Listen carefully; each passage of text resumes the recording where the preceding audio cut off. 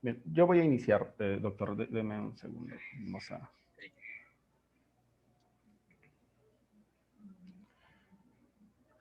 Buenas noches a todos. Los saludo Ulises Cuba, moderador de Cefocap. Hoy, viernes 20 de noviembre, siendo las 6:30 de la tarde, vamos a dar inicio al curso especializado en razonamiento y valoración de la prueba judicial en el nuevo Código Procesal Penal, que forma parte de nuestro diplomado en medios impugnatorios. Hoy contamos con la participación del doctor Sergio Emerson Chávez Panduro en calidad de ponente, quien es abogado de la Fiscalía Corporativa especializada en delitos de corrupción de funcionarios de Lima y cuenta con una maestría en ciencias penales. A su vez, es egresado de la Universidad Nacional Mayor de San Marcos. Doctor Sergio, le damos paso para que pueda iniciar con su presentación. Muchísimas gracias como siempre a Cefocap y muchísimas gracias a todas las personas que nos están viendo y están aquí en la clase Zoom. Para mí, nuevamente, una profunda emoción y un agradecimiento a cada uno de ustedes que nos están acompañando pues, en esta clase del día de hoy. Vamos a hablar hoy de algunos tópicos relacionados a cuestiones de prueba, ¿no? Finalmente voy a empezar señalando yo al Ministerio Público. Como titular de la acción penal y como tiene la carga de la prueba, es el Ministerio Público que hoy en día, a través de sus actos de investigación, tiene que recolectar lo que son los elementos de convicción, de cargo y de descargo.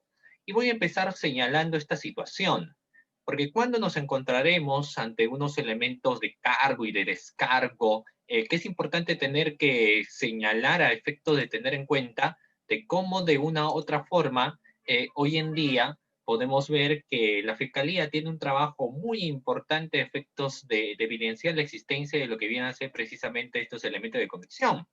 Dentro del Ministerio Público hay un trabajo muy arduo, hay un trabajo en la cual parte de la labor fiscal en precisamente tener y recopilar estos elementos para poder tomar una decisión al término de la misma. Nuestro sistema procesal penal nosotros conocemos que se encuentra, por ejemplo, estipulada en lo que vienen a ser tres etapas procesales: la etapa de la investigación preparatoria, la etapa intermedia, también podemos hablar de la etapa de juicio oral, pero para llegar a juicio oral, primero nos centramos en la etapa de investigación preparatoria, que ahí precisamente se van a tener a bien, por ejemplo, de recolectar esos elementos de convicción que van a ayudar al fiscal a tener certeza, por ejemplo, de la comisión de un hecho delictivo. Esto es muy importante tener que señalar, sí, en razón de que como a través de los primeros actos de investigación que realiza el fiscal, le va a ir permitiendo tener certeza de la realización de actos de investigación para la toma de decisiones. Nosotros sabemos que al término de las diligencias preliminares, el fiscal podría emitir lo que viene a ser una disposición de formalización de investigación preparatoria o podría emitir quizás también un archivo, dependiendo de la situación. Y esto nos engloba a entender algunos factores, vamos a tener que señalarlos sin lugar a dudas, para ver y evidenciar cómo terminamos llegando a esta etapa estelar de lo que viene a ser el juicio oral. Entonces, los elementos de convicción, que posteriormente por temas de denominación procesal lo llamarán pruebas, empiezan precisamente en la etapa de diligencias preliminares. ¿Y por qué en la etapa de diligencias preliminares? Porque ahí, al momento de recolectar los elementos de convicción de cargo y de descargo, nos permitirán a nosotros darnos cuenta de cómo, a través de esto, podamos llegar, sin lugar a dudas, a una definición más exacta, una definición más precisa. Y esta definición más exacta y más precisa se va a tener que conllevar luego en la etapa de juicio oral, cuando ahí sí hay que tener que propiamente lo que vienen a ser los medios de prueba. Ya ahí en la oralización de los medios de prueba vamos a ver cómo se tiene que utilizar, por ejemplo, lo que vienen a ser las temáticas de las técnicas de litigación oral, la destreza para convencer al juez, pero para llegar a eso, primero, reiteradamente, uno pasa por etapas. Y la primera etapa, el cual estamos señalando también, vienen a ser en este caso las diligencias preliminares. Preliminares va a depender mucho el éxito en la labor fiscal para el juicio tengan que oralizar muchos de estos elementos de convicción que ahora ya se van a convertir pruebas. A diferencia del código del año de 1940, doctores, ahora, por ejemplo, tenemos una etapa intermedia. Esta etapa intermedia permite recién hacer toda una evaluación de cómo estos medios de prueba tienen que pasar por estándares probatorios. Y estos estándares están relacionados a los principios de prueba, y ahí, por ejemplo, empezamos evidenciando cómo cada una de estas en la exigencia de la etapa intermedia tiene que pasar por una pertinencia, por una conducencia, por una utilidad y obviamente pasar por una legalidad. Es decir, para llegar luego, posteriormente, en la etapa de juicio oral, todos los medios de prueba que pueda presentar el fiscal en su requerimiento de acusación, no significa que todos necesariamente van a llegar a la etapa de juicio oral. Posiblemente solamente lleguen algunos. Por ejemplo, si en el requerimiento de acusación el fiscal está poniendo como 30 elementos de convicción o 40, 50 elementos de convicción, no significa que los 50 necesariamente van a llegar a juicio oral, sino que en ocasiones solamente de los 50 puede ser que pasen la mitad, es decir, que solamente llegan en la etapa de juicio oral 25. O puede ser de los 25 que ha presentado el fiscal solamente pasen 15 o 10, o quizás puede ser que pasen los 25.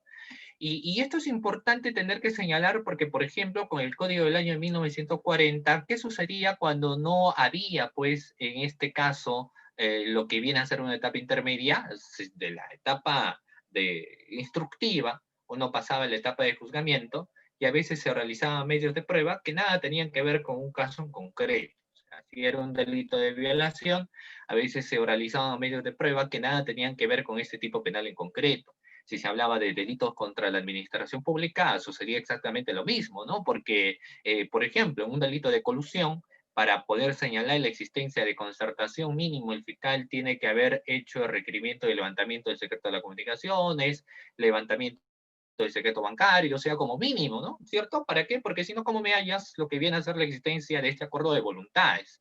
¿Cómo me descifras finalmente la existencia de ese pacto colusorio? Porque no solamente tiene que ser verbal, sino tiene que ser probado, y para poder probar el fiscal mínimo tiene que haber hecho estos requerimientos. Si es un delito de colusión agravada, evidentemente el fiscal tiene que tener como elemento de convicción una pericia contable, porque solamente la defraudación patrimonial nos va a permitir a nosotros tener en cuenta que nos encontramos ante un caso de colusión agravada. Entonces, ¿qué pasaba con el Código del año 1940? De que al no existir una etapa intermedia, pues se realizaba cualquier medio de prueba en ocasiones y a veces ningún medio de prueba que nos permita tener certeza de la existencia de una concertación. Entonces, eso era un problema porque el juicio oral no se convertía, lo que es hoy en día, por ejemplo, como una etapa trascendental, en el sentido de que esto tiene que ser contradictorio y tiene que utilizarse eminentemente la oralidad y se tienen que realizar las pruebas que tengan que cumplir necesariamente por los estándares de pertinencia, conducencia y utilidad y obviamente por la legalidad. Entonces, esto era un problema y precisamente en los primeros cambios que se empezó a gestar ya en el año 2004 dijeron, pues no, no podemos llegar a una etapa de juicio oral donde se realicen medios de prueba que a veces, uno, no tienen nada que ver con el caso y dos, que a veces no se cumpla con la finalidad esencial que viene a ser un juicio, que sea dinámico, que sea contradictorio, que se utilice en forma loable y precisa lo que vienen a ser pues también cuestiones de técnica de litigación oral, o sea, que se cumplan los objetivos. Y esto nos hacía pensar de que evidentemente con la creación de la etapa intermedia se iba a tener a nivel de juicio mayores oportunidades de contar ahora sí con medios de prueba que tengan pues evidentemente ya relación con los hechos. O sea, que sean medios de prueba que evidentemente tengan que tener relación sí, objetiva con lo que vienen a ser los hechos y que no sean cualquier medio de prueba que se tenga que oralizar en ese sentido. Entonces, el fiscal del Ministerio Público tiene esa obligación. Tiene la obligación de demostrar la culpabilidad de una persona. Y esa demostración de culpabilidad de alguien no solamente va a ser, no solamente se va a dar, por ejemplo, a través de lo que viene a ser una una teoría del caso, por más sólida que esta pueda ser, ¿cierto? Porque incluso la teoría del caso tiene sus divisiones y dentro de ello nos empiezan señalando, por ejemplo, que una teoría del caso tiene que tener una precisión respecto a hechos, y no cualquier hecho, dicho sea de paso, sino que tiene que tener una precisión, por ejemplo, sobre lo que vienen a ser hechos precedentes, hechos concomitantes y hechos posteriores, pero a la par también tiene que tener, por ejemplo, ese aspecto de contexto, de situación, tiene que ir de la mano también con el aspecto jurídico. Y el aspecto jurídico no es otra cosa ya que el aspecto de subsunción. Es decir, si uno tiene hechos, los hechos tienen que estar subsumidos en un determinado tipo penal. Si por ejemplo alguien denuncia un hecho en la cual señalan que un funcionario público se habría apropiado de algún caudal o un efecto, y estos son la narración del denunciante en sus hechos, hay que ver cómo o en dónde o en qué artículo de nuestro Código Procesal Penal se subsumen esos hechos. Entonces, cuando uno analiza, dirá, no, estos hechos se subsumen pues en el artículo 387. El artículo 387 nos habla de peculado. Y eso será quizás una primera subsunción indiciaria, porque claro, es una denuncia que presentan, señalan la participación de un funcionario público, en la cual éste se habría apropiado de algún caudal o un efecto, y bueno, según uno podría analizar y decir, acá tenemos un indicio de la presunta existencia de un delito de peculado, por la modalidad de apropiación. Pero la exigencia será mayor, probatoriamente hablando, cuando en el desarrollo de la investigación el fiscal primero tenga que señalar la vinculación funcional que debe tener este funcionario público necesariamente con el caudal o el efecto. Y por eso la exigencia es que esté bajo su percepción, administración y custodia. Entonces, la narración de hechos tiene que ser a medida que va avanzando la investigación más clara, más concisa y más precisa, pero no es suficiente, porque aparte de ello, esa narración de hechos tienen que subsumirse en un tipo penal. Y para subsumir adecuadamente, uno tiene que conocer, pues claro, parte especial de lo que viene a ser el derecho penal, ¿cierto? Y conocer los elementos del tipo penal. Por ejemplo, pregunta, ¿cuáles vendrán a ser los elementos del tipo penal de peculado? ¿Cuáles son los elementos del tipo penal de peculado? Y ahí la importancia, porque si uno no sabe cómo encasillar hechos en un tipo penal, porque no es ponerlo nada más, o sea, no es una lectura literal y tener que ponerle en un hecho, y porque dice esto es así, sino hay que hacer una interpretación, y para hacer la interpretación desmenuzamos, y para desmenuzar lo que uno empieza a hacer es ver cuáles son los elementos del tipo penal. Entonces, en el delito de peculado, ¿cuáles vendrán a ser los elementos del tipo penal? Quienes están ahorita, por ejemplo, en el chat y nos están viendo en esta clase, yo les pregunto, ¿cuáles vendrán a ser, estimados participantes, los elementos del tipo penal de peculado? ¿Cuáles vendrán a ser los elementos del tipo penal de peculado, estimados participantes? Pregunta. Y a quienes nos están viendo también en esta transmisión en vivo, les hago la misma pregunta. ¿Cuáles vendrán a ser los elementos del tipo penal de peculado? Y te digo esto ¿por qué? Porque primero vamos a ver hechos, ¿cierto? Y después de los hechos empecemos señalando subsunción. Entonces, para que me señale subsunción, dígame cuáles son los elementos del tipo penal de peculado. Entonces, para analizar este elemento, por ejemplo, de peculado, uno tendrá que señalar primero al sujeto activo, ¿cierto? El sujeto activo. ¿Y quién es el sujeto activo en un delito de peculado? Porque es un delito funcionarial. ¿Quién viene a ser el sujeto activo en el delito de peculado? Entonces, empezaremos, por ejemplo, definiendo funcionario y servidor público. Y en esta denuncia, primero hay que precisar si a la persona que le están denunciando, qué condición tiene. Es decir, primero hay que situar si es un funcionario o si es, por ejemplo, un servidor público. Es lo primero. Es el primer elemento que uno podría señalar. Porque si en el primer elemento sabemos que no es funcionario y no es servidor público, mira, oiga, no es necesario, o cuál sería la razón, seguir analizando los otros elementos más del tipo. Pero si nos encontramos ante el primer elemento, o sea, tenemos funcionario y servidor público, entonces ya tenemos al sujeto activo y aparte cualificado y tenemos lo que le voy a decir más adelante. Pero luego de este funcionario público tenemos que demostrar primero de lo siguiente, la apropiación. El otro elemento, verbo rector, análisis de tipicidad objetiva en el delito de peculado. Demostremos cómo se ha apropiado. Este es el otro elemento. Habrá que hacer una descripción que el funcionario público se ha apropiado en razón de que ha apartado de la esfera de dominio de la institución pública un determinado bien, por ejemplo. Y luego hay que irnos al otro elemento. Hay que ver si este funcionario público que se ha apropiado tenía la percepción, administración o custodia. Y hay que definir cada una de ellas, ¿cierto? Que es administración, que viene a ser percepción, que viene a ser custodia, y luego de ello hay que definir por si son caudales o efectos. Entonces, ¿qué es lo que estamos precisando? ¿Qué es lo que estamos señalando? De que cómo esa narración de hechos, que por más que sea muy ordenadito, hecho precedente, concomitantes y posteriores, tiene que tener y tiene que encasillarse muy bien al momento de una subsunción. O sea, no es tan sencillo decir, por ejemplo, estos son los hechos y se subsume en el tipo penal de peculado y punto. ¿Por qué? Porque luego de ello vamos a ver cómo la exigencia de este tercer factor que señala, por ejemplo, y a propósito de los temas probatorios, decir de cómo tú, claro, perfecto, has señalado que nos encontramos ante hechos, hemos dicho que estos hechos se subsumen en este tipo penal, pero ahora dime qué medios de prueba tienes que acrediten lo que tú estás señalando. ¿Qué medios de prueba cuentas para tú solventar lo que me estás diciendo?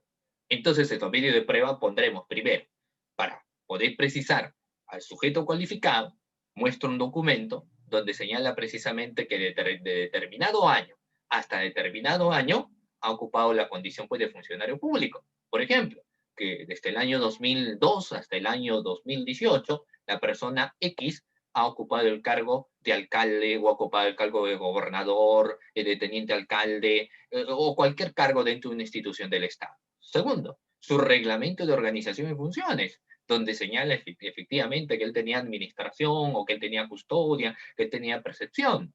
Luego vendremos a analizar los caudales y cómo probamos que se ha apropiado a través de los informes, quizá de auditoría, a través de la documentación que se ha solicitado, al área de contabilidad, al área de tesorería, o finalmente a través de la realización, por ejemplo, de lo que viene a ser una pericia valorativa. Entonces vamos viendo cómo estos hechos, que van a estar subsumidos en un tipo penal, tienen que tener necesariamente elementos de prueba que refuercen lo que uno está señalando. Que tengan que tener necesariamente elementos de prueba que señalen lo que uno está manifestando, lo que uno está diciendo. Vayamos a otra situación. Por ejemplo, que alguien denuncie que persona A realizó disparos a persona B, por ejemplo. Entonces, evidentemente ahí también habría que ver, ¿cierto? Podemos señalar los hechos y en señalar los hechos, finalmente uno es libre de poder señalar los hechos como uno lo considera necesario. ¿Y por qué digo libre, no? Porque los hechos son uno, pero cada uno le va dando su contexto. Los hechos son uno, pero cada uno le va dando su contexto.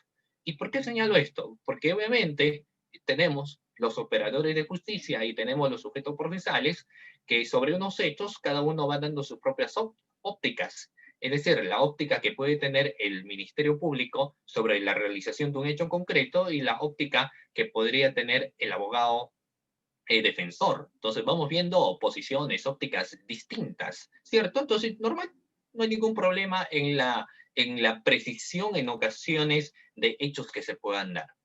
¿Cuál es la situación? Cuando luego estos hechos, vamos a ver si se subsumen o no se subsumen. De la misma manera, en el delito de homicidio hay que ver quién es el agente, se ha disparado, bueno, tenemos la tipicidad objetiva, luego haremos el análisis de la tipicidad subjetiva, si ver si su disparo ha sido por dolo o ha sido por culpa, o existe quizás una causa de justificación porque ha sido legítima defensa, etc. Y empezaremos a encasillar estos hechos en concreto en un tipo penal. Y para ello tenemos, reitero nuevamente, la obligación de saber elementos de un tipo penal. Es necesariamente obligatorio saber la existencia de elementos de un tipo penal, ¿correcto? Obligatoriamente. Debemos conocer los elementos de lo que viene a ser un tipo penal en concreto. Pero eso no es suficiente. Luego, ¿qué acreditas? Por ejemplo, en los hechos que yo les señalo, ¿cómo podrías tú, como parte de probanza del Ministerio Público, reiteradamente empiezo hablando así por el tema de la carga de la prueba, ¿qué tendrías que presentar? ¿Qué elemento de convicción tendrías que presentar para decir, no, ahí sí se ha configurado un delito de homicidio? ¿Qué es lo que debería tener el requerimiento fiscal, por ejemplo, para señalar que efectivamente ahí se ha realizado un delito de homicidio? Es lo que tiene que tener, porque un requerimiento fiscal de acusación tiene que tener narración de hechos, subsunción en un tipo penal y también tiene que tener los medios de prueba. Entonces, en los medios de prueba que se va a presentar dirá, mira, como medios de prueba presentamos lo que son las cámaras de videovigilancia, tenemos la pericia de absorción atómica, igual tenemos el examen de necropsia que se ha llevado a cabo, tenemos también declaraciones testimoniales de 2 personas que han visto estos hechos. De igual manera, se tendrá, por ejemplo, ahí otros elementos de convicción, más pericias que quizás se han hecho, reconstrucción de los hechos, entonces, que van a permitir no solamente señalar, por ejemplo, que nos encontramos ante un delito de homicidio y estos son precedentes concomitantes o posteriores, sino que aparte de ello vamos a subsumir adecuadamente en un tipo penal y aparte de ello vamos a decir, estos son los elementos de convicción que respaldan lo que yo estoy señalando. Estos son los elementos de convicción que respaldan lo que yo estoy diciendo, ¿cierto? Entonces, eso, por ejemplo, es una cuestión importante que debemos tener en cuenta. Un último ejemplo, por ejemplo, en un delito de, llamémoslo así, un delito de cohecho, un delito de cohecho. O sea, finalmente tenemos una narración de hechos que en la denuncia se señala que un funcionario público habría solicitado suma de dinero a un particular para que le favorezca, por ejemplo, en la realización de alguna actividad. O sea, esos son los hechos. Esos son los hechos. Y correcto, estos hechos los subsumimos, por ejemplo, en un tipo penal cohecho, y bueno, decimos que es cohecho bajo la modalidad y el verbo rector de solicitar. Hasta ahí no hay ningún problema.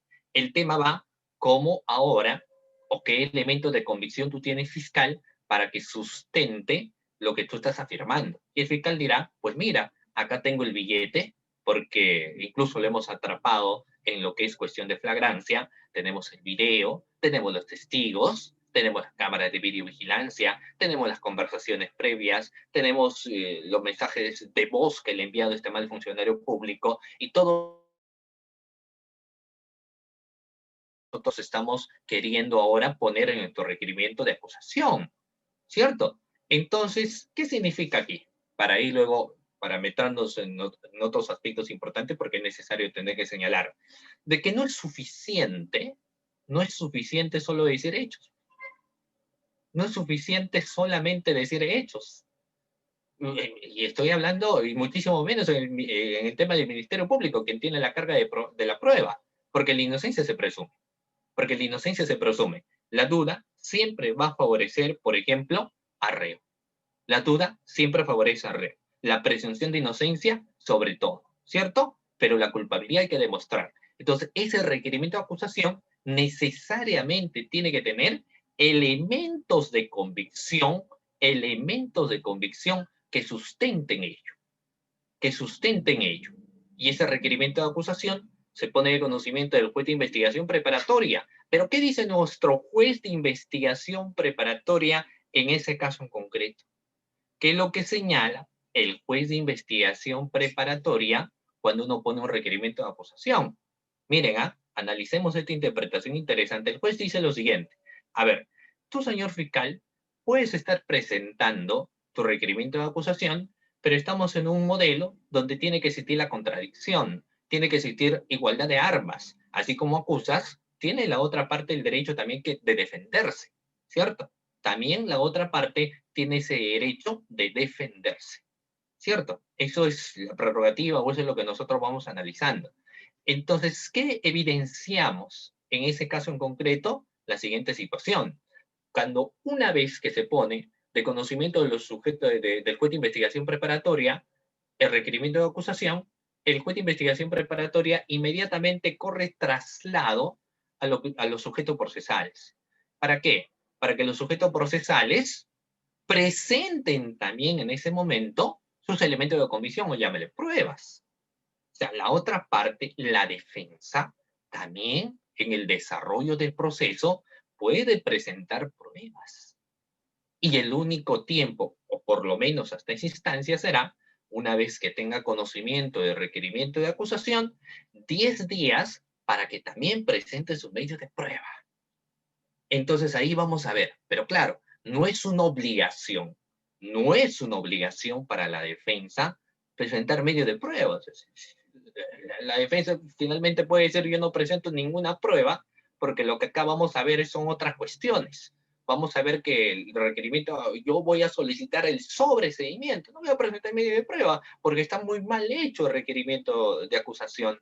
Voy a plantear una excepción de improcedencia de acción, voy a plantear el pedido del sobreseimiento y no es necesario. No es necesario porque está mal tipificado o porque el hecho en realidad es atípico o porque hace tiempo ya que se extinguido pues temas de la acción penal, ¿no? Entonces, y no es necesario, por ende, que la defensa presenta pruebas, pero no significa, al no ser necesario, que no lo haga.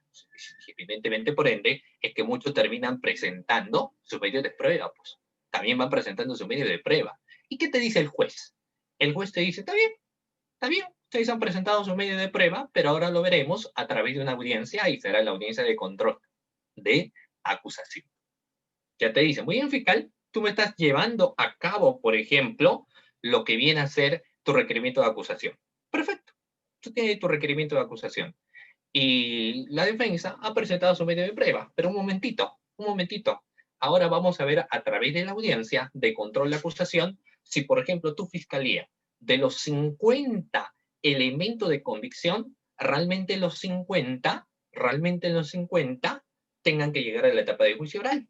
Y tu abogado defensor que está presentando 20 elementos de convicción, vamos a ver si realmente los 20 elementos de convicción que está presentando necesariamente van a tener que llegar a juicio toda esa cantidad, ¿cierto? Y si esto se verá, pues a través de la audiencia de control, a través de la audiencia de control de acusación. Y cuando tenemos que decirle al señor juez, mira, estos son los vídeos de prueba que son pertinentes, que son conducentes, que son útiles para llegar a la verdad o para demostrar, en el caso de la fiscalía, la culpabilidad, por ejemplo, de determinada persona. En el caso de la defensa, señor juez, estos son los elementos de convicción que yo tengo, que cumplen pertinencia, conducencia y utilidad, y que por ende deben absolver de responsabilidad a mi defendido. Entonces vamos viendo que las posiciones de su medio de prueba van a tener que pasar necesariamente por ese tamiz de sustentación, de pertinencia, de conducencia, de utilidad y obviamente de legalidad. De legalidad, es decir, tú me estás presentando, por ejemplo, llamémoslo así, un acta. Dígame cuál es la pertinencia del acta, la conducencia. Dime por qué es útil. Ah, tú estás presentando lo que viene a ser un informe del área de contabilidad. Dígame cuál es la pertinencia, conducencia y utilidad de ese informe. Ah, me estás presentando un testigo. Ah, caramba, perfecto. Pero dime cuál es la pertinencia, conducencia y utilidad del testigo. Entonces, primero, la sustentación que tiene que tener, sin lugar a dudas, el que va a presentar los medios de prueba, y luego la observación que se hará a los medios de prueba de la otra parte. Porque eso es lo que pasa pues, en la audiencia de etapa intermedia. Es decir, tú, fiscal, has presentado tus elementos de convicción. Estamos en sustentación de pertinencia, conducencia y utilidad, por ejemplo, de tu acta. Ya lo has sustentado, pero corremos traslado a la otra parte. Y la otra parte tendrá que hacer las observaciones y dirá, por ejemplo, para mí no es pertinente, para mí no es conducente, para mí no es útil. Bueno, para mí sí, es conducente o no es pertinente o no se cumplen los tres. La exigencia es, de acuerdo a lo que señala nuestro Código Procesal Penal en los temas de etapa intermedia, que se tenga que cumplir necesariamente con los tres, con la pertinencia, con la conducencia y la utilidad, necesariamente. Entonces, después de ese debate existente, después de ese debate de etapa intermedia que se va a dar, recién se va a llegar a la etapa de juicio oral. Y el juez, por ejemplo, va a emitir un auto de enjuiciamiento. En dicho auto de enjuiciamiento va a señalar cuántos medios de prueba que está presentando o que ha sustentado el fiscal van a tener a bien de ser oralizados en la etapa de juicio oral y cuántos medios de prueba que ha presentado, por ejemplo, la defensa van a tener que ser oralizados también en la etapa de juicio oral. Sus medios de prueba, su medio de prueba que van a señalar, ¿cierto? En la etapa de juicio oral. Ahora viene el siguiente problema que yo les voy a contar. Y bueno, les invito obviamente a la participación de ustedes. Por ejemplo, dejo de lado hablar de la fiscalía para hablar en el tema del litigio. ¿Cuántos de ustedes, doctores, se dedica al tema del litigio? El tema de litigar no es tan sencillo. El abogado de pie tiene que entender, tiene que pasar a veces las de cal, las de arena. No es tan sencillo los temas de litigio, ¿cierto? O sea, quienes se dedican al litigio saben esa situación.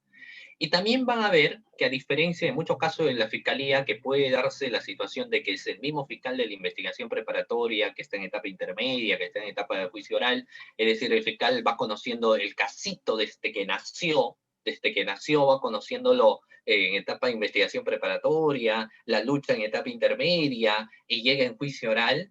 A veces quienes se dedican al litigio, ¿qué es lo que sucede? Recién, por ejemplo, asumen el caso en juicio. En la etapa estelar del proceso penal, en la etapa estelar del proceso penal, asumen el caso. ¿Y cuál es el problema? ¿Y cuál es el problema de asumir en la etapa estelar el caso? ¿Cierto? ¿Cuál es el problema? El problema es el siguiente. ¿Qué pasa? Y eso le ha pasado mucho, por ejemplo, tengo algunos colegas, ¿cierto? Que se dedican al litigio y bueno, a veces ellos comentan y dicen, miren, yo estoy asumiendo el caso en juicio y me doy cuenta que el anterior abogado no ha presentado ningún medio de prueba. No ha presentado ningún medio de prueba. Y hay otros que dicen lo siguiente, sí, sí ha presentado medios de prueba, pero ¿cuál es el problema? El problema es que no lo ha sustentado bien. Presentó 15 y escuchó en los audios que no ha señalado muy bien pertinencia, conducencia y utilidad de los medios de prueba. Y tampoco lo ha luchado pues en etapa intermedia, porque hay que luchar en etapa intermedia también con la sustentación que enmarca nuestro Código Procesal Penal para ver cuántos medios de prueba llegan al juicio. Tampoco hubo esa sustentación adecuada. Entonces, en juicio, estás con ninguna prueba. ¿Qué haces? ¿Qué haces en ese momento si es que en la etapa de juicio oral llegas y no tienes, por ejemplo, ningún medio de prueba? ¿Qué hacemos en ese momento? Y yo les pongo a ustedes ahí, pues, de pregunta, ¿no? Y les invito a darme sus alternativas, su respuesta. ¿Qué haces? ¿Qué haces en ese momento? O sea, claro, tú vas a ganador. Tú vas a ganador. Y como vas a ganador, tú dices, no, acá, yo en este juicio tengo que ganar. Pero si no tienes prueba, ¿podrás ganar? Puede ser, tendría que utilizar otras estrategias, ¿cierto? Porque todo es posible. Dice la frase, ante todo se puede, menos ante la muerte. Bueno, si partimos de eso, creo que hay bastante optimismo y está muy bien. Pero, ¿qué harías? Yo les pregunto a ustedes, y el efecto de que sea más dinámico también, y ustedes tengan mayor interacción, quienes se encuentran en Zoom y quienes nos están viendo a través, por ejemplo, de esta transmisión, yo les pregunto, ¿qué haces? ¿Qué haces en ese momento si asumes un caso en juicio oral y no tienes ningún medio de prueba? ¿Qué harían ustedes, a ver, estimados amigos, si es que eso fuera su situación? Porque reitero nuevamente, a veces uno recién asume el caso cuando se encuentra en la etapa de juicio oral. Uno recién asume el caso cuando se encuentra en la etapa de juicio oral. Y ahí les invito a ver, ahí ustedes dicen en la cajetilla de comentarios, claro, acá tenemos, por ejemplo, John, solicitar prueba de oficio, tal vez. Muchas gracias por tu participación y luego vamos a estar hablando de las cuestiones de prueba de oficio, me parece interesante. Y a ver, les pregunto a los demás, ¿qué harían? ¿No? Porque esta es una realidad. O sea, una realidad latente. A veces tú asumes el caso y estás en juicio, pues. Estás en juicio. Y en juicio lo primero que vas a hacer, claro, después de haber visto algunos otros factores, pero lo que vas a querer ver es cómo, por ejemplo, vas a enfrentar el juicio oral, con qué medios de prueba vas a tener a bien de sustentar o de ver cómo enfrentas. Y si no tienes prueba, ¿qué haces en ese momento? ¿Cómo enfrentas esa situación si no tienes medios de prueba? Le dices al defendido, uy, la verdad que ya creo que el fiscal ya ganó el caso y bueno, ¿no? A esperar nada más que te sentencien y bueno, esperemos que luego el beneficio penitenciario y todas esas cuestiones. Por ejemplo, ¿qué podríamos o qué se podría hacer en ese sentido? Y yo les invito, mira, vamos a ver, ¿qué nos señala, por ejemplo, bueno, por ejemplo, Johnny nos dice atacar full en el interrogatorio y contrainterrogatorio directo. Puede ser, claro, muy bien, Johnny. Pido prórroga, tal vez se pone en defensión al imputado. Puede ser, Jesús, muy bien, gracias por tu participación. Acá nos dice John también solicitar prueba de oficio, tal vez. Y vamos a empezar señalando, claro. Eh, el no presentar pruebas, el otro abogado, en juicio oral, ¿generó indefensión o no en tu defendido, en tu actual defendido? ¿Generó indefensión o no generó indefensión el hecho que el anterior abogado no haya presentado medios de prueba durante el desarrollo de una investigación? ¿Lo deja en indefensión?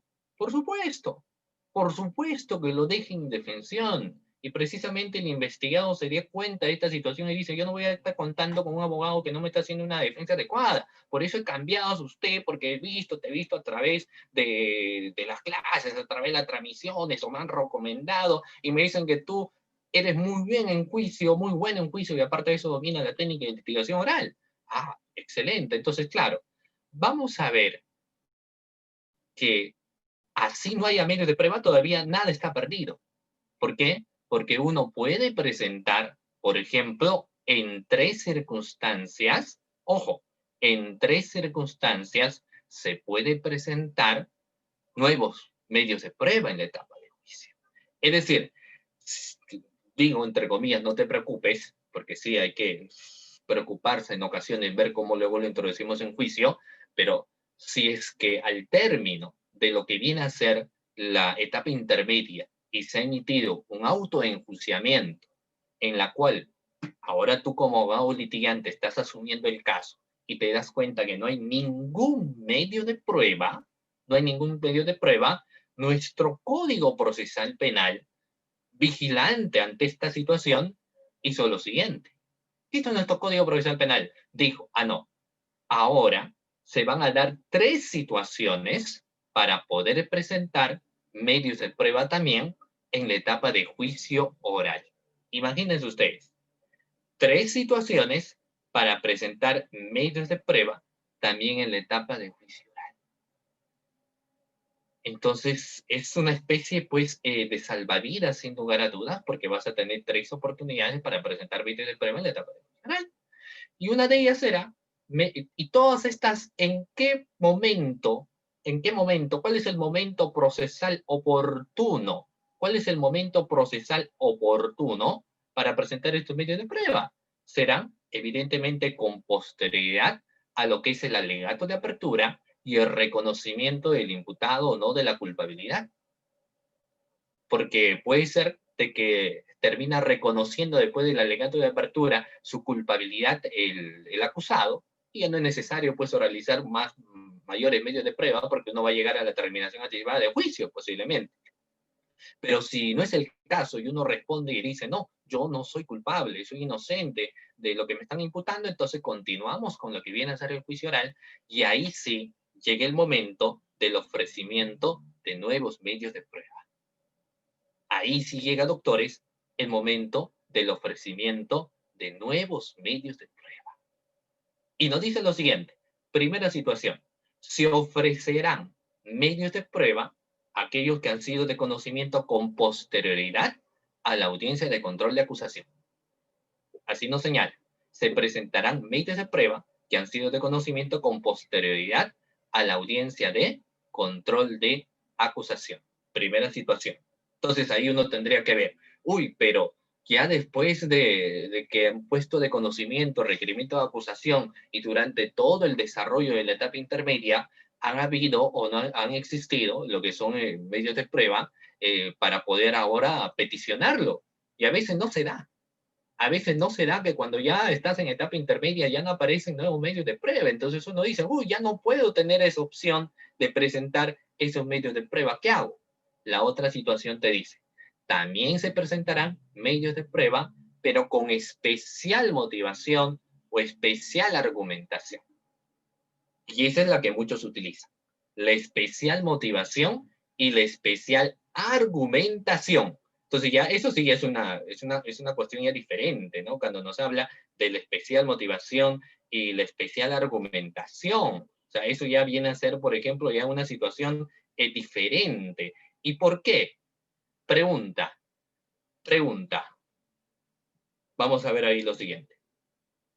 Si, por ejemplo, el hecho el hecho que tú recién asumas un caso y que el otro abogado lo haya dejado en indefensión a tu actual patrocinado, ¿será considerado una especial circunstancia? Te pregunto. Reitero mi pregunta. Reitero mi pregunta. Que tú recién asumas el caso en juicio oral y te das cuenta que el anterior abogado no ha presentado medios de prueba, puede ser considerado como una especial circunstancia, puede ser considerado como una especial motivación. ¿Qué opinas? Tiene la cajetilla de comentario. Aquí tiene a ver todos los participantes del Zoom. Todos los participantes del Zoom y todo lo que nos están viendo. ¿Será considerado o no una especial circunstancia él? ¿Qué opina? ¿Debe ser considerado una especial circunstancia o no? ¿Debemos considerarlo una especial circunstancia? Por supuesto. Por supuesto que sí, vaya, que sí lo van considerando una especial circunstancia. Lo van considerando una especial, una motivación. ¿Por qué? Porque si el anterior abogado no ha tenido a bien, por ejemplo, de sustentar adecuadamente los medios de prueba o no lo ha presentado, entonces llegará el momento que ahora, como nuevo abogado, estás asumiendo en la etapa de juicio oral, es una especial circunstancia porque recién estás teniendo conocimiento del hecho y recién estás teniendo conocimiento también de aquellos elementos de convicción o medios de prueba que lamentablemente el anterior abogado no ha tenido a bien de presentar, pero tú lo vas a hacer. Entonces, hoy en día esto es considerado como una especial motivación, es considerado como una especial circunstancia. Muchos abogados, precisamente ya acá, porque hay que hacerlo a través de la oralidad, que manejan muy bien los temas de técnica de litigación oral, terminan ingresando, por ejemplo, en juicio oral, ya en juicio oral, 15 medios de prueba, 20 medios de prueba también, o a veces 10 medios de prueba, pero terminan, por ejemplo, presentándolo en juicio. Entonces, sí se puede, ¿cierto? Como dice esa frase, claro, por supuesto que sí se puede realizar esa situación, pero ¿qué pasa? Si, por ejemplo, recién te llaman a ti en el interrogatorio, o recién te llaman a ti en el contrainterrogatorio, es decir, después que ya se ha pasado el momento procesal oportuno para poder presentar nuevos medios de prueba. ¿Qué haces en ese momento? Claro, por ahí alguien me dijo, ataco a full contrainterrogatorio. Por supuesto, podría ser, por ejemplo, también en este sentido, el hecho de tener por ejemplo, atacar a través del contrainterrogatorio, sus medios de prueba, etcétera, podría ser una alternativa, porque finalmente, como abogado defensor, lo que estarías presentando es una teoría de refutación. Y correcto, lo puedes hacer, estás presentando una teoría de refutación, no hay ningún problema. Pero en nuestro Código Procesal Penal, como lo dijo John acá en el Zoom, tienes, por ejemplo, la oportunidad también, tienes la oportunidad, por ejemplo, de la prueba de oficio, o considerado también como la prueba necesaria. O sea, también tienes esa oportunidad que te da el Código Procesal Penal, la prueba de oficio o conocido también como la prueba necesaria.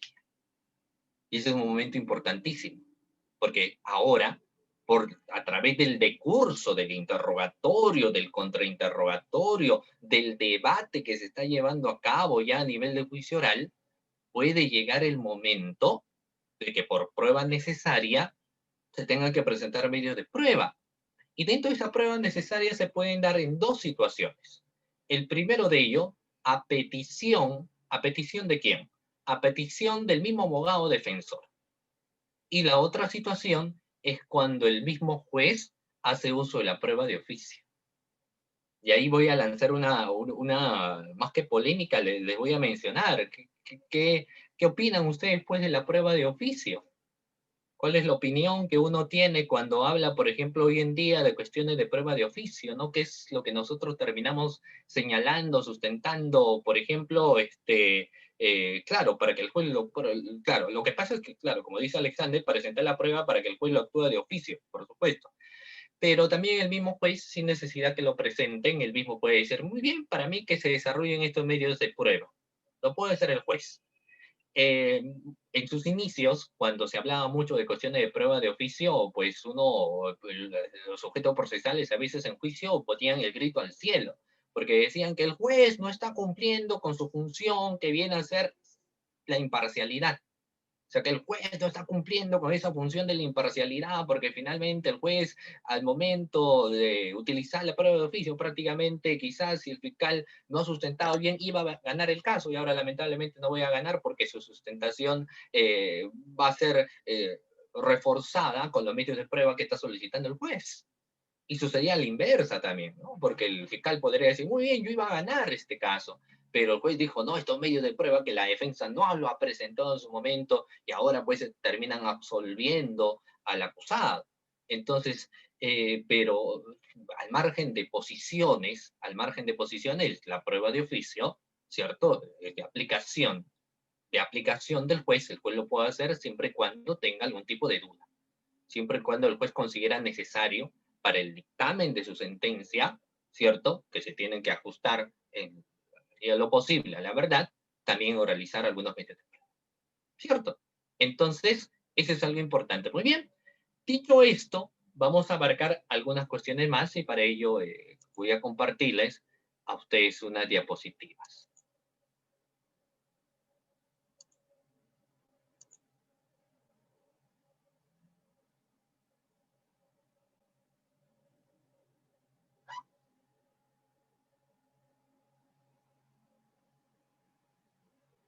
Muy bien, pregunta si pueden visualizar las diapositivas que les estoy presentando, ¿sí? Pueden visualizar, doctores, a ver si me confirman lo que viene a ser en la cajetilla de comentarios.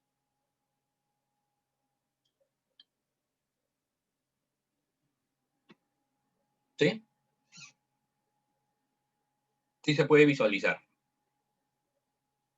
A ver, nuevamente pregunto, efectos de que no hay inconvenientes, si es que podemos visualizar ahí las diapositivas. ¿Sí?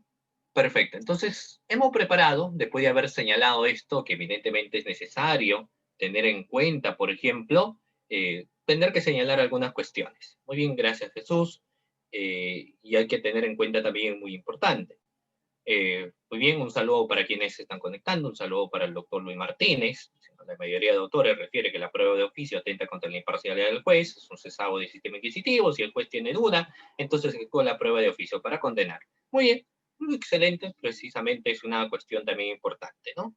Ahora, se ve perfectamente, muy bien, gracias Luz Mary, Betsy también sí se ve, Helen sí se visualiza, Edwin, ¿qué pasa si el juez no valora las pruebas de oficio? No, es que el juez no puede, sin lugar a dudas, realizar una actividad como tal. El juez tiene la obligación de tener que valorar las pruebas de oficio que uno le está presentando, ¿no? Sin lugar a dudas, se tiene que dar siempre respeto a las pruebas de oficio que uno lo peticiona y esto necesariamente se tienen que dar. Entonces, muy bien, vamos a empezar mencionando en ese sentido de razonamiento y valoración ya a nivel de la prueba judicial. El razonamiento y valoración que le suelen dar ya en este caso a través de la medida de lo que viene a ser la prueba judicial. Y vamos a ir centrando algunas cuestiones a continuación. Razonamiento y valoración de la prueba judicial, por ejemplo, sí se visualiza. Correcto, razonamiento y valoración de la prueba judicial del nuevo Código Procesal. Por ejemplo, vamos a decir lo siguiente. Por ejemplo, vamos a poner, sí, ¿no? A ver, un momentito para efectos de que no haya problemas, ¿correcto? Muy bien. Entonces, vamos a ver.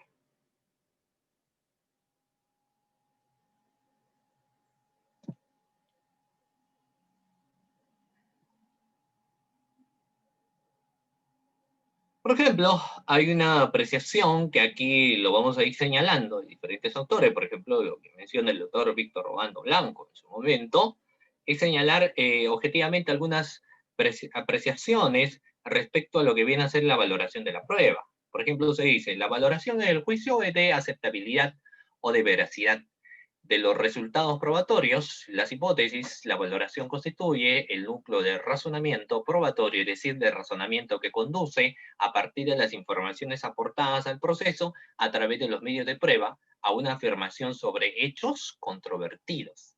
Entonces, por ejemplo, ¿por qué nos señalan finalmente esta situación?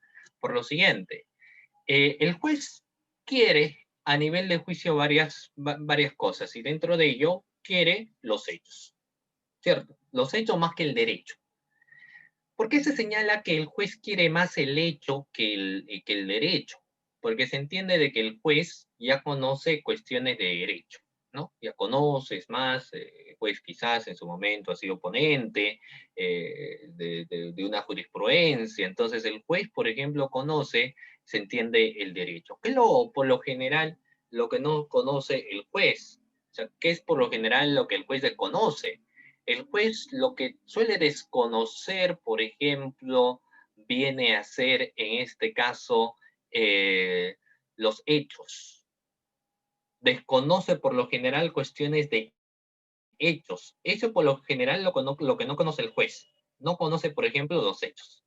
Al no conocer los hechos, hay una exigencia de que se tenga que sustentar, pues, necesariamente factores de pertinencia, de conducencia y de utilidad. O sea, que necesariamente se tenga que hacer una precisión de hechos precedentes, de hechos concomitantes y de hechos posteriores. Es una obligación que uno tiene que tener en cuenta. Y en ese sentido, es importante también lo que mencionan los jueces, porque el juez dice, muy bien, estos son los hechos, pero ¿cómo sustentas? Y eso es lo que yo les estaba diciendo al inicio pues, de la exposición, ¿no? Del inicio de la exposición. ¿Cómo sustentas que efectivamente esto es así?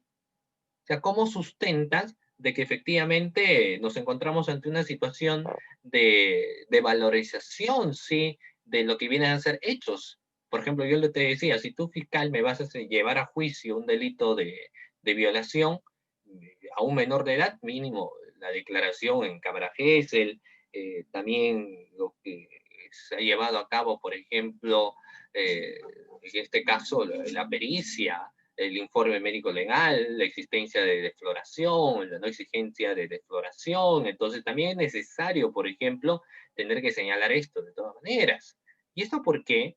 Porque sin lugar a dudas, la única forma de poderle al juez convencer de algo es a través de los medios de prueba que uno va a presentar. Si no presentamos medios de prueba, ¿cómo podríamos nosotros convencer al juez de algo? ¿Cierto? Es un factor también importante que debemos tener en cuenta. Por eso nos dice que cuando se valora algo, que la valoración se va a dar finalmente a la aceptación de lo que viene a ser, en ese caso, la petición, por ejemplo, del fiscal en el caso de desacusación, o en el caso de la defensa, la petición quizás de absolver a su defendido, ¿no es cierto? Quizás esa petición de absolver a su defendido, tienen que ir acompañados, si es que en el caso del fiscal obligatoriamente, de medios de prueba. En el caso de la defensa, si presenta una teoría demostrativa, sí tiene que tener medios de prueba que sustenten su teoría demostrativa. Porque reitero, la teoría que podría presentar, más de demostrativa, podría ser una teoría de refutación, que es otra situación. O sea, si hace una teoría de refutación, no es necesario pues, presentar en este caso medios de prueba. Pero si no presenta lo que viene a ser una teoría de refutación, entonces sí, ahí la situación cambia. En una teoría de refutación, necesariamente tiene que existir medios de prueba de todas maneras. En una teoría de refutación, medios de prueba de todas maneras. ¿Correcto? Y eso se valora. Porque si tienes hechos y doy medios de prueba que sustente, no habría. Por ejemplo, si la defensa va a presentar una teoría demostrativa, porque le están imputando a su patrocinado haber estado presente al momento de la comisión de un hecho delictivo, se están señalando que él se encontraba, por ejemplo, el 14 de febrero en una fiesta, y tú como abogado defensor dices, no, eso es totalmente falso porque mi defendido en esa fecha, en ese día, se encontraba en otro sitio, no se encontraba en la fiesta, se encontraba en otro lugar.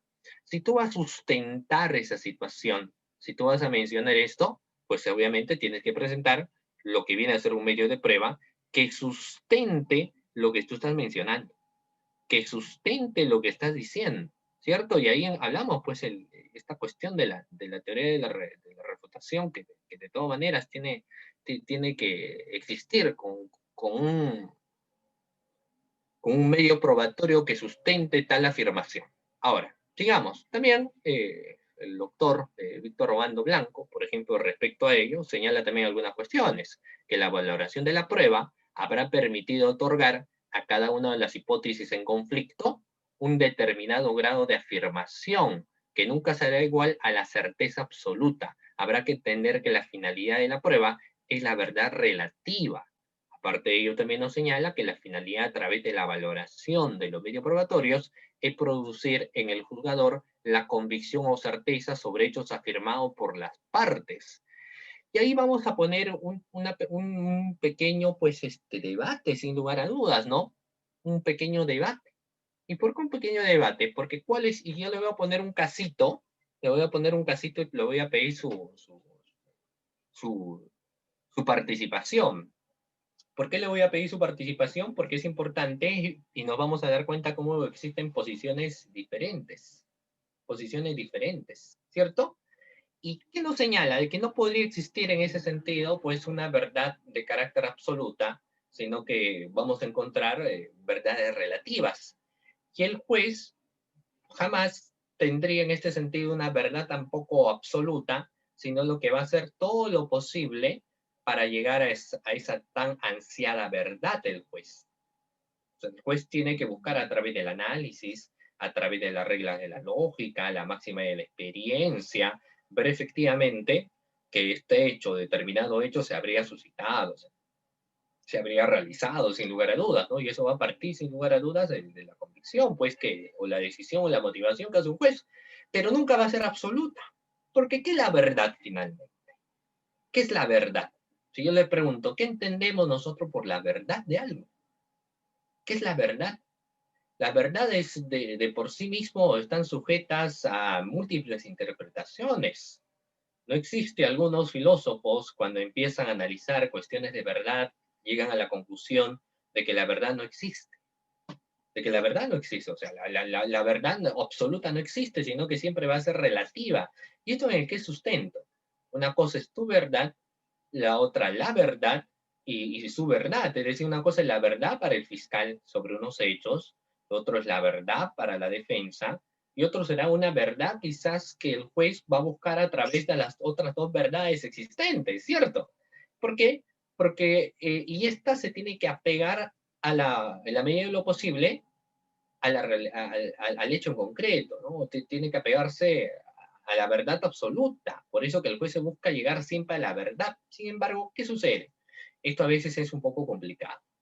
Y les voy a poner de conocimiento. Vamos a ver, mira, les voy a contar un casito y les voy a señalar ustedes qué opinan y vamos a darnos cuenta de cómo las posiciones son diferentes y por eso son respetables y qué bonito el juicio, ¿no? Qué bonito el juicio y qué bonito también la decisión del juez porque esto nos permite ver cómo las posiciones de ideas van siendo diferentes y distintas.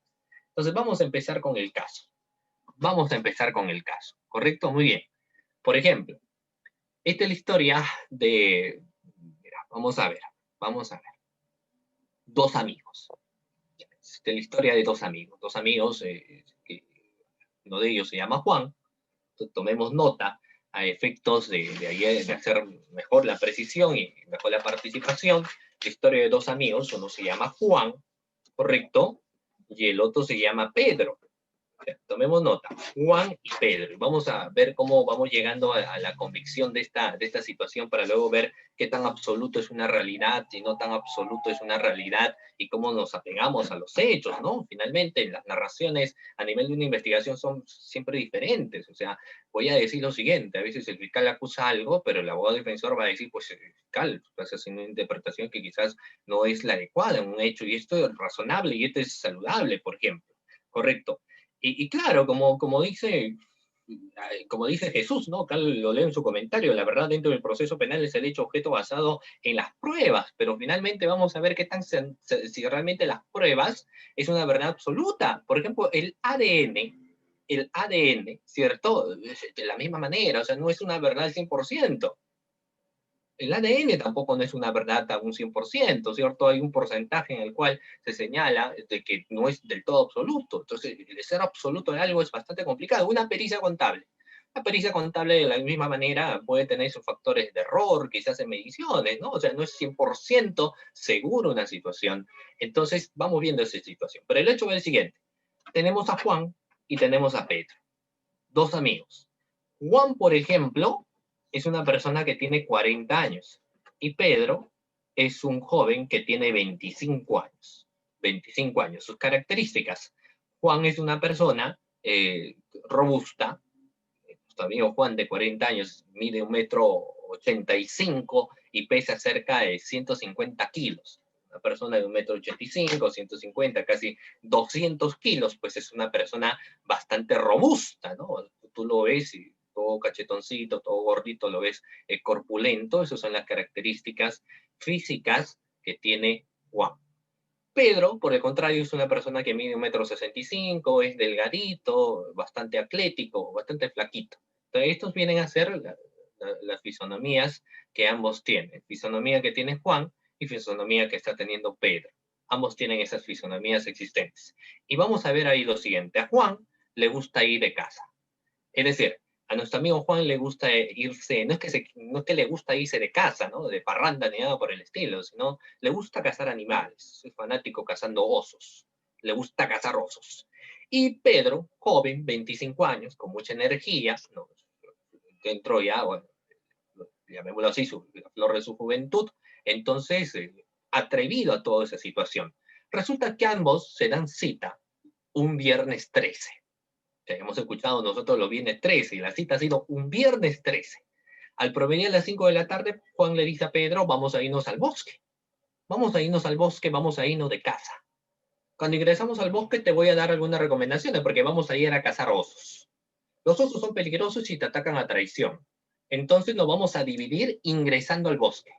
Yo me voy a ir por el lado izquierdo y tú te vas a ir por el lado derecho. Reitero, yo me voy por el lado izquierdo, tú te vas por el lado derecho. Si tú escuchas ingresando al bosque algún ruido, sin menor reparo, vas a realizar los disparos de los 5 casquillos de bala que se encuentran ahí en el rifle que te estoy dando.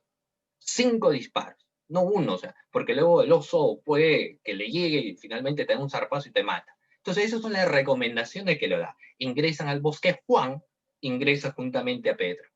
Ambos ingresan al bosque, ¿correcto? Ambos se encuentran ahí. Por alguna razón, que ya luego les voy a contar, pero Juan, que estaba yendo por el lado izquierdo, termina regresando tras el lugar donde se encontraba Pedro. Empieza caminando. Y justo en ese instante, Pedro escucha pues unos ruidos en los arbustos. Unos ruidos en los arbustos. ¿Y qué es lo que hace Pedro? ¿Qué le había dicho Juan? Juan le había dicho que ante el menor ruido, lo que vas a hacer en ese momento es ¡fum! Ir a matar. Vas a realizar los disparos sin la menor contemplación. Vas a matar, realiza los disparos. Ah, perfecto. Entonces, al escuchar los ruidos, ¿qué es lo que hizo Pedro?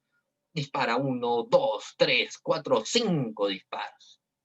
Y él dice, uy, mi primer oso. Está alegre, se frota las manos, contento, y abre el pequeño arbusto que se encontraba ahí, y adivinen quién era. No era el oso, sino quién era. Era Juan, su amigo. era Juan, su amigo, el que había matado, el que se encontraba ya en el piso con las balas. Y obviamente falleció en el instante. La pregunta es, todavía no nos ponemos en posiciones. La pregunta es, ¿se habrá cometido un delito? Así hasta ahí nomás donde yo te he contado. ¿Se habrá cometido un delito o no se habrá cometido un delito? Por ejemplo, vayamos analizando pues cada uno de estos elementos, ¿no? Para ver si se configuró o no se configuró un delito. O sea, hay que ir analizando poco a poco, hay que ir viendo si realmente se han dado pues la configuración o no de este delito. Primero, ¿hubo acción o no? ¿Se recuerdan ustedes teoría del delito? Porque ahí uno empieza señalando existencia de teoría del delito, ¿no? Para ver cada caso. Y obviamente el fiscal tiene que saber mucho de teoría del delito y la defensa también tiene que saber muchísimo de teoría del delito. Primero, ¿habrá habido lo que viene a ser una acción? ¿Hay acción o no? ¿Hay la existencia de acción? Sí. ¿Cuál es la acción? ¿Cuál es la acción? ¿Cuál es la acción existente? Disparar. Eso sí es la acción, ¿cierto? La acción ha sido disparar. Ahora, en ese disparo que se ha llevado a cabo, ¿cierto? Se ha ocasionado la lesión de un bien jurídico tutelado, por supuesto. El bien jurídico tutelado que está lesionado es la vida. El bien jurídico tutelado, y hay irreparable en este caso porque se ocasionó la muerte, viene a ser la vida. Entonces hay una acción, y si se ha ocasionado la lesión de un bien jurídico tutelado, nos encontramos pues ante un delito de homicidio. O sea, homicidio culposo, negligencia, etcétera. Pero sí nos encontramos en lo que viene a ser, en el análisis de la acción, en subsunción en un tipo penal. Es decir, hay acción que es típica. ¿Es antijurídica? Bueno, sí. Pero ahora veamos algunas cuestiones que cuando hablamos de acción, tipicidad, antijuricidad, y luego cuando tenemos que señalar, por ejemplo, de culpabilidad, hay que ver varios factores. Primera situación, como ustedes lo han estado señalando también, posiblemente estamos ante un error de tipo, ¿no? Claro, como dice, por ejemplo, John, posiblemente estamos ante un error de tipo. ¿Y por qué error de tipo? Porque obviamente, así como yo les estoy contando, ¿correcto? Así como yo les estoy contando, ¿qué es lo que ha sucedido? Ha sucedido que acá cuando realizó el disparo Pedro realiza el disparo y se da cuenta de que no es un oso, sino es su amigo Juan. Entonces nos encontramos un error de tipo. Ahora, pero pudo haber sido más prudente, ¿no? ¿Por qué disparó? Bueno, estabas en un bosque, pues. Ni modo que en el bosque uno va a disparar y va a decir, oso, ¿estás bien? Da un bullicio, entonces estás bien, y te vuelvo a realizar, por ejemplo, más disparos, ¿cierto? O sea, eso obviamente es una cuestión absurda, ¿no? Llamémosla así. Pero ¿cuál es el tema? Vamos a ver. Y cuestiones reales. Miren, obviamente, su amigo Pedro lo que hace es llevar ya el cadáver del bosque, lo saca del bosque. Hay que sacarlo del bosque. ¿Y a quién es por lo general lo primero que hay que tener que comunicar los hechos? Obviamente a sus familiares. O sea, los familiares hay que comunicar. Si alguien viene y te va con tu amigo, por ejemplo, y vamos a cuestión, voy a dejar el tema de derecho, vamos a irnos al tema de la indignación de los familiares muchas veces en este contexto, porque no nos olvidemos que las cuestiones de investigación son dramas humanos y la familia sufre bastante. La familia sufre bastante, quizás más que incluso que la misma persona que está siendo investigada. Entonces, si alguien que tú sabes que va con tu familiar a una fiesta o se va, por ejemplo, eh, de campamento o se va a algún lugar y esta persona termina comunicando que ha muerto, entonces obviamente a veces las cuestiones, dependiendo de las circunstancias, terminan pues inculpando al que trae la información y lo van poniendo como principal o uno de los sospechosos, ¿cierto? Lo van poniendo como uno de los sospechosos porque dicen, la última persona con lo que ha ido es con él y él algo le habrá hecho. Y en este caso en particular, ¿qué sucedió? Pedro, nuestro amigo Pedro, por ejemplo, va a comunicarle a los familiares denuncian pues este hecho como homicidio. ¿Y quién era la única persona con la cual se había ingresado en el bosque? Era con Pedro, o sea, ¿quién era el sospechoso? Pedro, y lo terminan denunciando y la fiscalía empieza la investigación. Entonces ahí vamos a ver. Se forman dos posiciones. Para el Ministerio Público, las cosas indiciarias eran un delito de homicidio. No era un error de tipo, era un error de homicidio, porque esa sustentación que nos fuimos por el lado izquierdo, que tú te has ido por el lado derecho, que tú luego has regresado, no carecen de sustento para el fiscal. O sea, el fiscal dice, eso me pondrás, por ejemplo, a manera de un ejemplo de una clase, si tú deseas. Pero en la realidad, pues no me digas que él vino acá, ¿no? No, lo ha disparado. Acá hay un asesinato y se ha premeditado. Eso es el sustento del fiscal. Pero la defensa dice, no, las cosas se han dado tal y cual se ha narrado al inicio. Él fue para el otro lado, él regresó, él luego vino, disparó y fue un error de tipo. Entonces, esos son obviamente las posiciones que al inicio se dan. ¿Qué sucede más adelante? Dato adicional. ¿Qué sucede más adelante? Sucede la siguiente situación. Mire, testigos. Testigos. Se ofrecen testigos los familiares. Y los familiares ofrecen un testigo a la pareja del ahora ya fallecido Juan. ¿Y qué es lo que dice en su declaración? La pareja de Juan menciona que Pedro, de 25 años de edad, le molestaba, le escribía textos, que estaba perdidamente enamorado Pedro de ella. Y en una parte, la pregunta que le realizan, ella sustenta lo siguiente, que le había dicho que si no estaba con él, no iba a estar con nadie.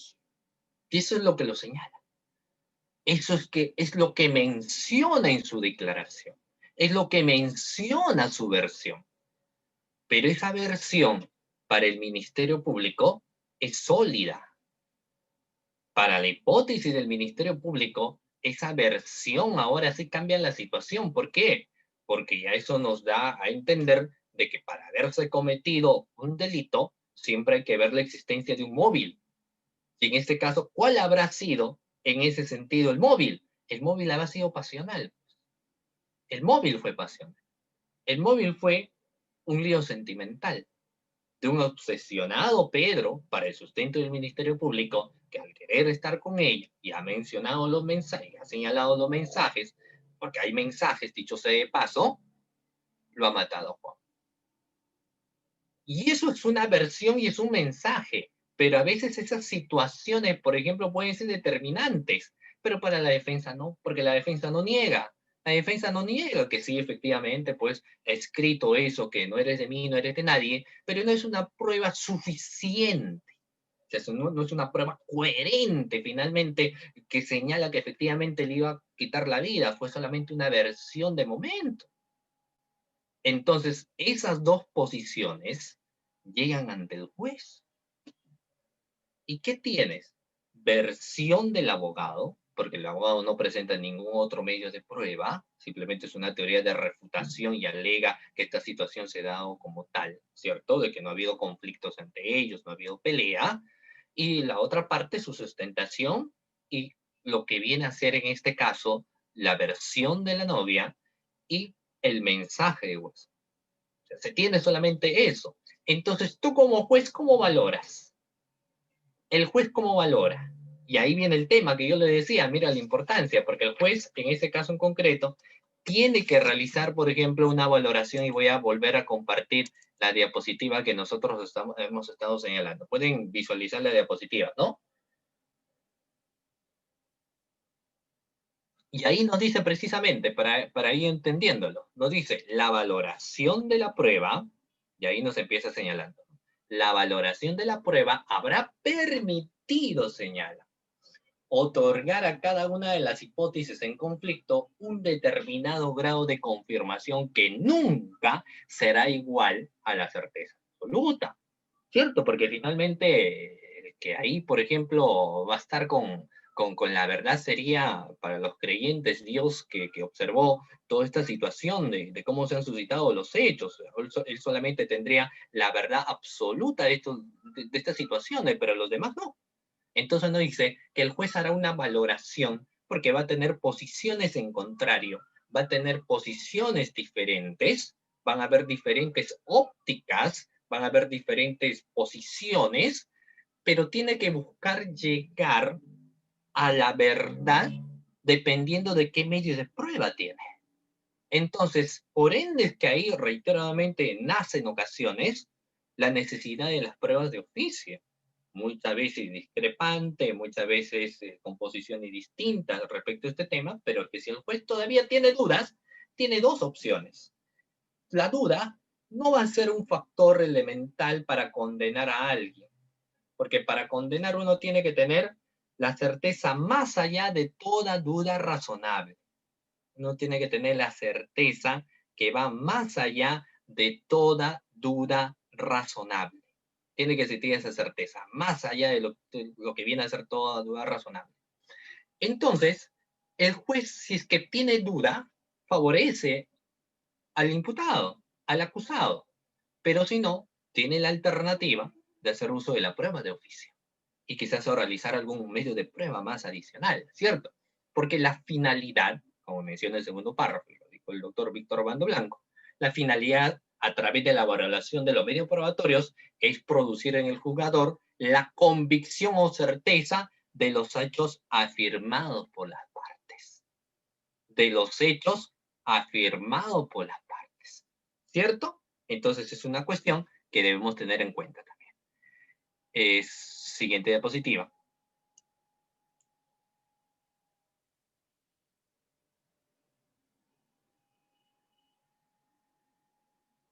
Vamos a ver acá. Momentos de la actividad probatoria. ¿Qué momentos de la actividad probatoria nosotros podríamos finalmente, por ejemplo, también señalar, ¿no? ¿Qué momento de la actividad probatoria nosotros podríamos vertir? Vamos a ver a continuación algunas. Por ejemplo, tenemos dentro de los momentos de la actividad probatoria proposición o producción, recepción, valoración. También tenemos, siguiente diapositiva, por favor. También tenemos la función del valor. Lo vamos a ir definiendo cada uno de ellos. Entonces, momento de la actividad probatoria, proposición o producción, la recepción y lo que viene a ser en este caso la valoración también en esos casos en concreto. Vayamos uno por uno. Miren, cuando estamos ante una proposición o producción, proposición o producción, este va dirigida a un medio de prueba se ha realizado en el proceso. El Ministerio Público y las partes formularán ante el juez una solicitud para que disponga la aceptación y la recepción de un medio de prueba. Lo que decíamos al inicio precisamente también de nuestra posición. Para llegar a juicio con mayores medios de prueba va a depender mucho de lo que se hizo en etapa de investigación preparatoria. Ahora, si bien es cierto que dentro ya propiamente de los temas de presentaciones de prueba, se va a dar una vez que el fiscal emitió un requerimiento de acusación, que se corra este traslado a los sujetos procesales por el plazo de 10 días para que estos, si lo consideran necesario, también puedan presentar lo que vienen a ser sus medios de prueba. Sin embargo, también hay que tener en cuenta que durante el desarrollo de la etapa de investigación preparatoria, es un momento también donde la defensa podría presentar sus elementos de convicción de descargo. Es más, yo considero que deberían hacerlo. Yo considero que deberían hacerlo porque te voy a dar la posición, ¿no? O sea, ¿qué entendemos por una investigación? La investigación es buscar hallar, también ahí nuevamente, acercarnos a la verdad de los hechos que se han suscitado. Así como el juez en una sentencia va a tener que buscar, más allá de toda duda razonable, llegar a la certeza de la realización de un hecho delictivo, a nivel de una investigación por principio de legalidad también se busca eso. O sea, no es que uno tiene que entender, por ejemplo, si te llega un hecho que no tiene precisión, tiene narración de hechos, pero que no se subsuman adecuadamente en un tipo penal y uno dice, no, acá nos encontramos ante una situación de tipicidad, no hay razón ni motivo del por qué uno tiene que empezar con la investigación.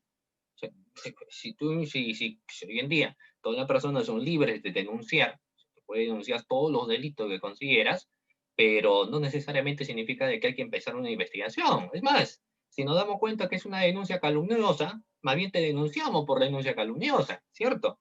Entonces, ¿qué significa? De que cuando uno va a empezar la investigación, sucede exactamente también lo mismo, porque el fiscal no es que va a buscar solamente elementos de convicción de cargo, y si hay homicidio hay que buscar los 5 pies al gato, y que sea homicidio, o si es un delito de robo, los 6 pies al gato, robo, no. sino que recopilará pues los elementos de convicción dentro de sus funciones y atribuciones que la ley orgánica, que el Código Penal, que la Constitución Política le facultan al fiscal para que luego tome una decisión.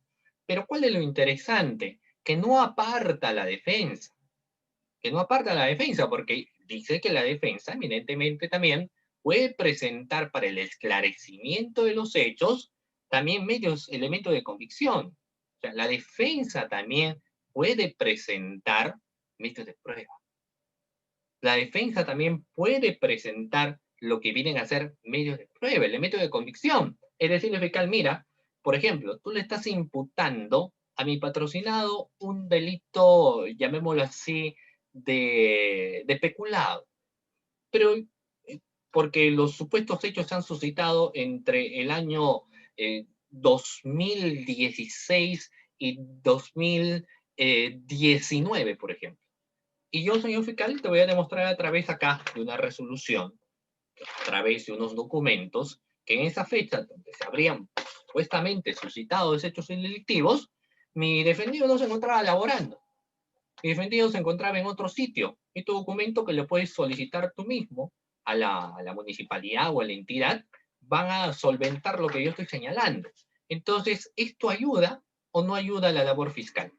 Ayuda muchísimo, porque claro, el que ha denunciado quizás te ha presentado unas hojas, te ha presentado su medio de prueba, etcétera, pero uno empieza a notar, por ejemplo, de que efectivamente cuando la defensa te presenta ese documento y uno luego solicita el original, por ejemplo, en la institución y finalmente termina diciendo, pues vaya, efectivamente, acá este señor que le están imputando unos hechos no ocupó los cargos como le están diciendo. No hay razón de por qué continuar con el caso y se termina pues archivando o si ya se ha formalizado, pues no va a terminar sobreseyendo la investigación, ¿cierto? ¿Por qué? Porque no hay de por qué en ese sentido tener que presentar. Ahora, y esto va acompañado durante todo el desarrollo de la investigación. Sin embargo, también se ha tenido muchas veces críticas y con justa razón en ocasiones posiciones al momento de señalar, pero nosotros vamos a presentar algo al fiscal y cuando le peticionamos, por ejemplo, algún medio de prueba que ellos oralicen, nos terminan dejando en visto, como se diría en los términos actuales que uno termina realizando.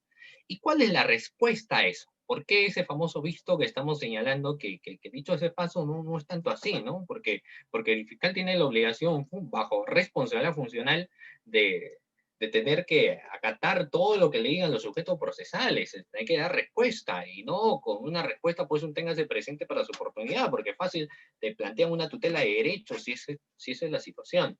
Entonces, vamos a ver cuál es el problema. Que a veces, cuando la defensa puede plantear o puede solicitar algún medio de prueba, hay que sí sustentar, no a una exigencia, pues de 3, 6, 7 hojas, pero sí hay que sustentar pertinencia, hay que sustentar conducencia y hay que sustentar también la utilidad, por ejemplo, en los actos de investigación que está solicitando. ¿Cierto? Brevemente, pero hay que sustentarlo. Entonces, si tú, abogado defensor, me vas a peticionar la toma de 3 declaraciones, dígame, ¿no?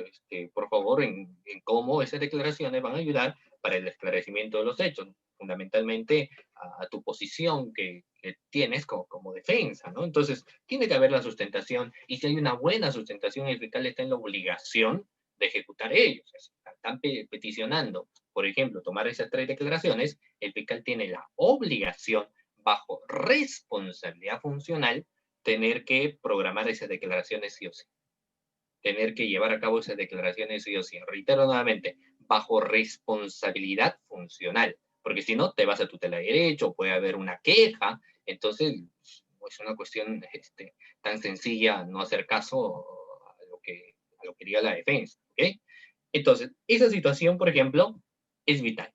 Ahora, y eso va en relación, pues, a lo que precisamente vemos en este primero, el momento de la actividad probatoria, ¿no? Proposición y producción, que se va dando desde los primeros cimientos, por ejemplo, del desarrollo de un proceso de investigación. Luego tenemos el otro, que lo podemos visualizar ahí abajo también, y nos empieza señalando, por ejemplo, de la recepción. Cuando se habla de recepción dirigida a que el elemento de prueba ingrese en el proceso, la recepción ocurre cuando se lleva a cabo el medio de prueba De esta manera, el dato probatorio que resulte de la realización del medio de prueba es conocido y se incorpora al proceso. ¿Está? Obviamente, y ahí nos habla de la idoneidad que van a tener cada uno de los medios de prueba, cada caso en concreto. Porque obviamente solamente van a tener a bien que sustentarse estos medios de prueba que tengan relación con los hechos que se están llevando a cabo. ¿Y por qué menciona esto? Porque hoy en día, en las cuestiones de análisis de valoración moderna, en el nuevo Código Procesal peruano, van dejando un poco esto de lado porque ya esto es propio de la etapa intermedia, ¿no? Donde se entiende que es una garantía que nos permite a nosotros evidenciar que no es necesario llegar a juicio todavía si es que no hay una buena sustentación por parte del fiscal. O sea, no es necesario hoy en día generar juicio, no porque el hecho, mira, lo mismo sucede, no porque el hecho que alguien haya presentado una denuncia significa que alguien va a iniciarlo. No porque el fiscal emite un requerimiento de acusación significa necesariamente que uno va a pasar a juicio oral. Entonces te dicen, vamos a tener que realizar necesariamente el análisis a través de la etapa intermedia y ver si realmente esos medios de prueba que está presentando ameritan, deben y tienen que llegar a través de esta presentación en juicio, ¿no? Luego tenemos la valoración, que es la actividad, la valoración es la operación intelectual o mental que realiza el juez destinado a establecer el mérito o valor de los elementos de prueba actuados en el proceso. Y para hacer esa valoración, hoy en día, y lo ponemos en cuestiones reales, ¿no?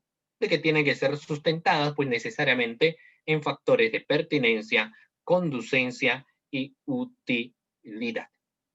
Vayamos a lo siguiente. La función valorativa. Cuando estamos, que empiezan a hablar, cuando empezamos señalando, por ejemplo, cuestiones de esta función valorativa, que dicho sea de paso, también hay que tener a bien de mencionarlas. Ahí vamos a ver algunas cuestiones. Mira, como se ha mencionado, la valoración de la prueba, estimados participantes, es efectuada por el juez, quien debe tener presente tres aspectos. En primer lugar, tendrá que percibir los hechos a través de los medios probatorios, los cuales en este sentido pueden ser directos, esto es, el juez se encuentra en contacto inmediato con el hecho a probar, como sucede en la inspección ocular, por ejemplo, o como cuando sucede en el tema de la prueba demostrativa, que también es a nivel de juicio uno de los factores elementales como para poder ir generando certeza del juez. Ahí voy a ponerles algunas situaciones. Mucho ayuda a efecto de que finalmente se puedan dar valoraciones probatorias también, la inmediatez que se debe tener con cada una de estas. Y hay un primer problema que yo les planteo, el COVID-19. El COVID-19 en las audiencias actuales que se lleva a cabo, por ejemplo, a través de los diferentes aplicativos, habrá de una u otra forma, en cierta medida, por ejemplo, mermado esa función de inmediación que debe tener un juez, es decir, que se verá vulnerado, por ejemplo, este principio de inmediación en las cuestiones de juicio oral. Hay posiciones que señalan que sí, hay posiciones que señalan, claro, la inmediatez como principio no se respeta, entonces no puede haber un contacto directo por parte del juez, por ejemplo, a través de los medios de prueba, porque no es que lo vamos a hacer solamente a través de la utilización de estos aplicativos. Entonces, por ende, dice que es muy complicado, no es como si estás presente y se tenga que realizar una valoración adecuada. Sin embargo, hay otras posiciones que señalan de que no es una violación a lo que viene a ser este principio de mediación, porque sencillamente la situación en la cual nosotros nos encontramos llevando a cabo, por ejemplo, audiencias de carácter virtual, no es porque uno quisiera, en todo caso, que esto fuera así, ¿no? Si bien es cierto, el Código Procesal Penal sí faculta que las audiencias se lleven a cabo utilizando, por ejemplo, el uso tecnológico, pero tiene que haber pues toda una capacitación al personal respecto a estos temas.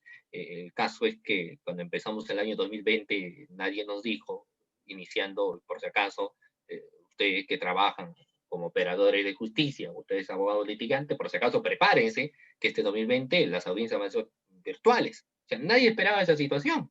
Uno en el camino tenía que adaptarse y han habido muchas cuestiones, y ahí quiero hacer un pequeño paréntesis. Quienes han estado, quienes están llevando sus audiencias virtuales, no me van a dejar mentir. En los inicios hubo muchísimo problemita respecto, por ejemplo, a audiencias de forma virtual. El primero de ellos eran los propios aplicativos, ¿no? O sea, el congelarse en la misma audiencia, el abogado está sustentando, imagínate un alegato de apertura, y en ese momento te quedas congelado. Eso evidentemente va malogrando mucho lo que viene a ser pues el desarrollo normal de lo que viene a ser una audiencia. O sea, no lo busca, pero bueno, al inicio era muy complicada esta situación. Pasó el tiempo y ya se tenían que ver algunas otras cuestiones, como por ejemplo, la utilización de un buen audio. Si obviamente estás en la audiencia, estás en casa, en su momento nadie podía salir, y bueno, están todos los familiares ahí, y hay bulla por acá, bulla por el otro lado, entonces las bullas evidentemente empiezan de una u otra forma a perturbar quizás la concentración del juez al momento de deliberar algo. Sin embargo, ya en la actualidad se ha evidenciado de que hay muy buenos abogados preocupados de la situación que se han comprado por su cámara, muchos en HD, una cámara muy nítidas, se han preocupado por el micrófono, entonces van teniendo mayor calidad y los jueces han entendido la situación y los jueces obviamente se molestan en ocasiones si es que el abogado no está sabiendo ya a estas alturas, vamos a terminar el año 2020, si es que no está preparado a través del uso tecnológico para enfrentar un juicio, ¿no? La exhortación siempre se da. Entonces, está bien. Entonces, vamos a ver que, y eso así, volviendo al tema, ¿no? No me aparto mucho de lo que les estoy diciendo. Entonces, el juez, para hacer esa valoración, tiene que tener esa inmediación también. Esa inmediación. Te hago uso de la prueba demostrativa, señor juez, para que se evidencia que yo, por qué he observado, por qué señalo que determinada persona es el que realizó disparos, porque al momento de los disparos yo me encontraba acá, me encontraba a 4 metros, y me encontraba en este ángulo, donde el cual yo podía observar esta situación. Voy a hacer uso de la prueba demostrativa porque aparte de ello, por ejemplo, se le imputa a mi patrocinado haber cometido el delito de robo y que él se habría ido por esta avenida, de otra avenida, lo cual es totalmente falso, porque a través de este aplicativo, donde se puede ver en tiempo real cómo están hechas las calles, vamos a ver que por ese lugar donde hacía firme el testigo que mi defendido habría ido, se encuentra en construcción, se encuentra cerrado. Entonces es imposible de que por ahí tuvo que haber ido mi defendido. Es imposible, por ejemplo, que por ese lugar tuvo que haber ido mi defendido. Por ende, la versión que está sustentando el testigo no es acorde. Pues. La versión que dice el testigo no, no es real.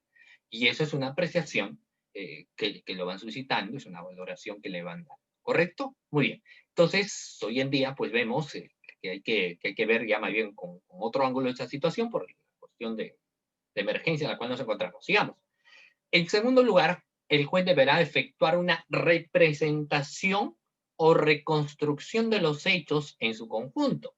En este caso, además de utilizar los medios directos, puede emplear los medios indirectos, los cuales solo proporcionan, pues en este caso, datos, a partir de que el juez elabora un argumento para decidir la existencia de un hecho, como ocurren, por ejemplo, en los indicios. Entonces, el juez también, para ejecutar esa representación, para poder fallar sobre algo, precisamente puede realizar algo. Por ejemplo, y ahí vamos a responder lo que hace la pregunta Luis Martínez, ¿no? Entonces, dice, entonces usted está de acuerdo con la aplicación de la prueba de oficio y por lo tanto considera que no atenta contra la imparcialidad del juez. Yo voy a mencionar lo siguiente, mira, dos posiciones en particular. El primero de ellos, ajenos, y creo que todos los abogados debemos ir siempre al amparo de lo que es el principio de legalidad. Y el principio de legalidad nos señala que no podemos nosotros realizar o efectuar algo al margen de lo que se encuentra establecido dentro de un ordenamiento jurídico. Y la prueba de oficio tiene ese sustento en el Código Procesal Penal. Por principio de legalidad es válido. Entonces, no habría en ese sentido un problema, no se transgrede absolutamente nada, objetivamente hablando. Subjetivamente hablando, si está, se somete a varias cuestiones. Considero yo que el juez tiene, sin lugar a dudas, que buscar resolver, ¿cierto? Todos y llegar a la verdad. Finalmente, no podemos, quizás, terminar condenando a alguien por un delito de violación, por un delito de secuestro, cuando finalmente nunca lo ha realizado, cuando no hay medios de prueba que lamentablemente no ha presentado la defensa, pero que evidentemente son necesarios, por ejemplo, para poder absolver, ¿no?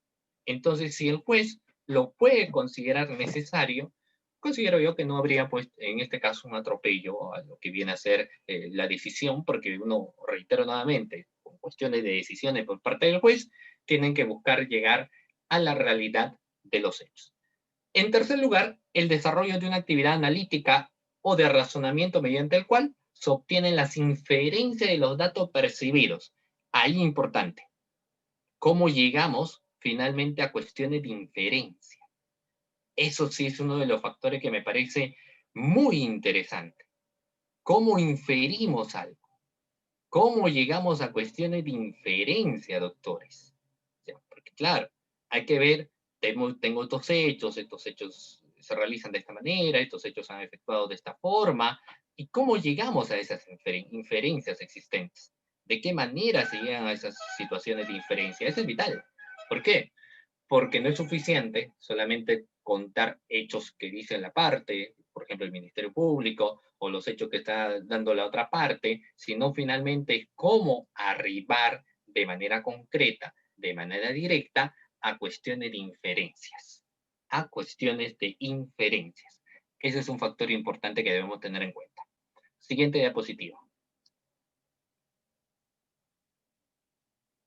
En la siguiente diapositiva, doctores, vamos a hablar de los sistemas de valoración probatoria. En consecuencia, adoptar un sistema de valoración implica adherirse a una determinada política procesal, lo cual fijará, por ejemplo, los criterios por los cuales el juez ha de valorar y ponderar la eficacia de las pruebas introducidas al proceso y cómo debe expresar sus conclusiones en base a la valoración efectuada. Entonces, la prueba prohibida o la prueba conocida del fruto del árbol envenenado. Cuando nos encontramos ante esta situación probatoria de la prueba prohibida o la prueba del fruto envenenado, no sé, cuándo nos encontramos ante esta situación, cuando se transgrede derechos reconocidos por nuestra constitución política. O sea, si, por ejemplo, se terminan teniendo medios de prueba cuando se han obtenido violando el derecho, por ejemplo, a la reserva de las comunicaciones, cuando se han tenido a bien de adquirir estos medios de prueba violando los derechos a la intimidad de alguien, entonces vulneraciones de un derecho no pueden ser considerados nunca como un medio de prueba válido. Esta es la primera posición reconocida y aceptada y mencionada por nuestro tribunal, por la Corte Suprema también. No obstante, hay posiciones respecto a este hecho, porque hay otro que dice, mira, así se obtengan, porque finalmente, ¿cuál es el sustento? Llegar a la verdad. Entonces, si por más que se puedan violar algunos derechos reconocidos en la Constitución, pero que éstas no van a permitir tener la certeza de la presunta comisión de un hecho delictivo, que el adquirir estos medios de prueba, sí nos van a permitir a nosotros entender cómo se habría dado determinada situación. Esto, por más que se viola el derecho constitucional, deberían ser admitidos. ¿Por qué? ¿Y en qué es la justificación? Porque uno tiene que llegar a la verdad. Así se hayan transgredido algo, no importa, se llegó a la verdad.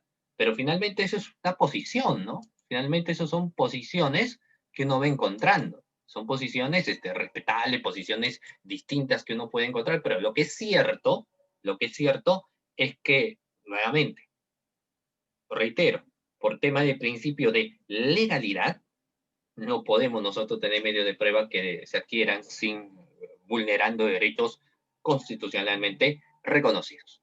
Bueno, sigamos. El sistema de prueba legal o tasada viene a ser otro de los sistemas probatorios existentes. Y ahí vamos a ver lo siguiente. Miren, por ejemplo, en este sistema la ley procesal fija las condiciones que debe reunir la prueba para que ésta sea idónea, estableciendo que bajo qué condiciones el juez debe darse por convencido de la existencia de un hecho o circunstancia, aunque íntimamente no lo esté, o viceversa, señalando los casos en que no puede darse por convencido, aunque íntimamente lo esté. Luego tenemos el otro que es el sistema de íntima convicción. En este sistema la ley no establece reglas para la apreciación de la prueba, de tal manera que el juez tiene plena libertad de convencimiento sobre la prueba actuada según su último parecer.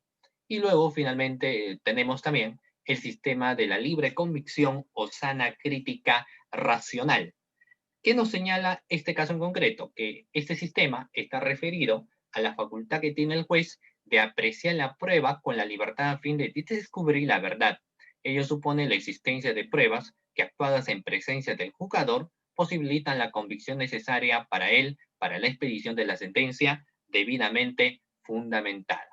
Y luego tenemos el fin de la valoración de la prueba, esto lo refiere, por ejemplo, el doctor Juan Linares San Ramón, y dice lo siguiente: se entiende que el fin de la valoración de la prueba implica el precisar el mérito que la misma pueda tener para brindar certeza al juez. En ese sentido, su valor puede ser positivo o negativo. Entonces, debido a la valoración, podrá el juez determinar si la prueba ha cumplido con su fin propio, esto es, verificar lo que viene a ser su resultado.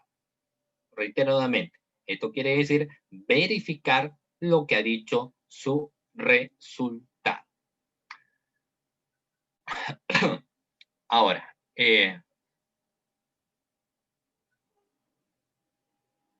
vamos a ver acá un poco de historia. Por ejemplo, la valoración de la prueba en los modelos procesales peruanos y el criterio de conciencia. ¿Qué no quiere decir? El Código de Enjuiciamiento en materia criminal de 1863. Por ejemplo, este era de corte inquisitivo, se lo ubica dentro del sistema de la prueba legal o tasada. Se construyó sobre un tipo inquisitorial en el que, como hemos de ver, la organización de la prueba recordada o recogida recogía la aritmética jurídica del criterio de conciencia legal, que es supeditada al juez, colocándolo en una verdadera situación, en este caso de pasividad. Código de enjuiciamiento en materia criminal del año de 1863. En el Código de Procedimientos Penales en materia criminal de 1920 se suscitó lo siguiente: se da un paso adelante en materia de valoración de la prueba. En su artículo, por ejemplo, 268 se señala: el criterio para apreciar los hechos que determinan la absolución o la condenación será de conciencia, pero su exposición precisa y las pruebas que lo oponen son indispensables para la sentencia. Este código es ubicado en el sistema de la sana crítica o libre convicción, dada la exigencia normativa a la exposición de las razones que sustenten la sentencia. El autor de su exposición de motivos, Mariano Eche Cornejo, señaló que se hacían dos grandes reformas: el debate oral y el criterio de conciencia. Se dejaba atrás el criterio del sistema de la prueba legal. Luego, bueno, solamente fue avanzando el tiempo y se va teniendo, por ejemplo, el Código de Procedimientos Penales del año de 1940. Acá en esta diapositiva, aún vigente en el Distrito Judicial de Lima, todavía estamos vigente, ¿no? El Distrito Judicial de Lima señala en su artículo 283 que los hechos y las pruebas a los que abonen serán apreciados con criterio de conciencia. Con este código existe un acercamiento hacia el sistema de íntima convicción, pero con motivación razonada de la sentencia, lo que en esencia es libre convicción o sana crítica. Ya actualmente, el Código de Procesal Penal del año 2004 señala en su artículo 158 que en la valoración probatoria el juez deberá observar las reglas de la lógica, la ciencia y las máximas de la experiencia, y expondrá los resultados obtenidos y los criterios adoptados. Por ejemplo, también el doctor Juan Carlos Jiménez Herrera señala, por ejemplo, lo señala Capelletti. ¿Qué señala Capelletti en este caso? Que la valoración de las pruebas se hace así, no por el juez, caso por caso, y en consideración de los elementos concretos de credibilidad, de verosimilitud, de persecución, sino a priorísticamente y en abstracto por la ley. De ahí la consecuencia de que el juez, en lugar de valorar las pruebas, se limitará a contarlas. Posteriormente tenemos, por ejemplo, la regla de lo que es la sana crítica o libre convicción. En este sistema, la valoración que se ha de realizar el magistrado debe ser de una forma razonada, crítica, basada en reglas de lógica, la psicología, la técnica, la ciencia, el derecho y las máximas de la experiencia aplicables al caso, conforme se va a ir detallando pues más adelante. No nos olvidemos que del juez, ¿qué es lo que dicen del juez? Que el juez es perito de peritos. El juez viene a ser ¿qué? El juez viene a ser perito de peritos. O sea, lo que dice el juez es una base fundamental. Lo que dice el juez tiene que ser entendida, lo que dice el juez tiene que ser vital. O sea, el juez, reiteradamente, es perito de peritos. Entonces, la información el que va a señalar el juez tiene que ir con acorde, reiteradamente, a cuestiones, por ejemplo, de máxima de la lógica, reglas de la experiencia y todos esos factores. Vamos a ver qué señala el artículo 158 respecto a lo que viene a ser la valoración. Por ejemplo, vamos a ver ahí lo siguiente. El artículo 158, ¿quién es? Bueno, el artículo 158, ¿correcto? Muy bien, lo dice. En la valoración de la prueba, el juez deberá observar las reglas de la lógica. ¿Y qué es lo lógico? ¿Qué entendemos por lo lógico? Lo lógico nos permite entender de que determinada situación se habría dado de una determinada manera, de una determinada forma. Nos hace llegar a inferencias o injerencias. Por ejemplo, ¿cómo uno llega a que 2 más 2 son 4? 8 más 8, 16. Cuestiones lógicas. Si alguien me dice que 8 más 8 son 17, es ilógico. Entonces, sucede algo de precisión en lo que tiene que decir el juez al momento de evaluar los medios de prueba que se están llevando a cabo. Si alguien, por ejemplo, que trata de defenderse de un presunto delito de lesiones en las cuales existen las cámaras de videovigilancia, existe el reconocimiento médico legista, existe contradicción en su propia declaración, existen testigos de por medio, y él encima termina sustentando de que en ese lugar no se encontraba, sino se encontraba en una reunión, y cuando se tomaron la declaración de quienes se han encontrado en la reunión, terminan diciendo que es totalmente falso, de que nunca lo han visto, no se ha encontrado. Entonces la lógica en esos sentidos nos hará entender, por ejemplo, que determinada persona, al momento de su versión, ha sido falsa. Es decir, que no nos ha dado una versión irreal, no concreta, no real. Y eso se basa pues en cuestiones lógicas, ¿cierto? Y en base a los hechos y circunstancias que se han dado. Luego tendremos la ciencia. La ciencia sí es un factor muy importante. Por ejemplo, si el fiscal me va a sustentar de que efectivamente acá nos encontramos ante el delito de colusión agravada, la única forma que yo pueda, por ejemplo, como juez, decir que lo que está diciendo es cierto, es a través de una pericia contable. O sea, solamente si tú fiscal me vas a señalar de que es un delito de colusión agravada, apliquemos la ciencia. Tienes tu pericia, necesitamos saber, escuchar cómo el perito contable ha llegado a la convicción de que evidentemente acá nos encontramos ante un perjuicio patrimonial. Entonces, necesariamente, ahí tendremos que hacer uso de lo que viene a ser pues la ciencia, ¿cierto? Sin ciencia no podríamos llegar a esa certeza, no podríamos llegar a esa información como tal. Tiene que ingresar la ciencia que respalde lo que estamos diciendo. Y tendremos también luego la máxima de la experiencia, que nos dice ante cada caso, y esta máxima de la experiencia se suma muchísimo, pues no, pero no siempre son determinantes la máxima de la experiencia, ¿no? Hay que determinar mucho, considero yo siempre, la opinión personal, en cuestiones de medios de prueba concretos con relación a hechos determinados. Ahora, en los supuestos de testigos de referencia, la declaración de arrepentidos o colaboradores y situaciones análogas, solo con otras pruebas que corroboran sus testimonios se podrá imponer a la imputación de una medida coercitiva o dictar en su contra sentencia condenatoria. Entonces, si tú llevas, por ejemplo, un colaborador eficaz, el colaborador eficaz de inicio de su versión que va a dar, no quizás del todo debe ser certero. ¿Por qué? Porque lo que va a buscar, por ejemplo, es tener un beneficio premial, ¿cierto? Los colaboradores eficaces que buscan un beneficio premial. Entonces, voy a hacerla de abogado del diablo. ¿Qué tanto de certeza podría tener la versión de alguien que está finalmente buscando un beneficio en su condena? ¿Cierto? ¿Qué tan, por prueba trasladada de lo que dijo también el colaborador eficaz, qué tan importante, qué tan trascendente podría ser la versión que está mencionando el colaborador eficaz? Porque, reitero nuevamente, está buscando siempre un beneficio premial. Entonces, por ende, en el artículo 158, numeral 2, nos señala de que cuando se trata de testigos, cuando se trata de colaboradores eficaces, por ejemplo, obligatoriamente toda versión que estos van a tener a bien de señalar, tienen que estar corroboradas.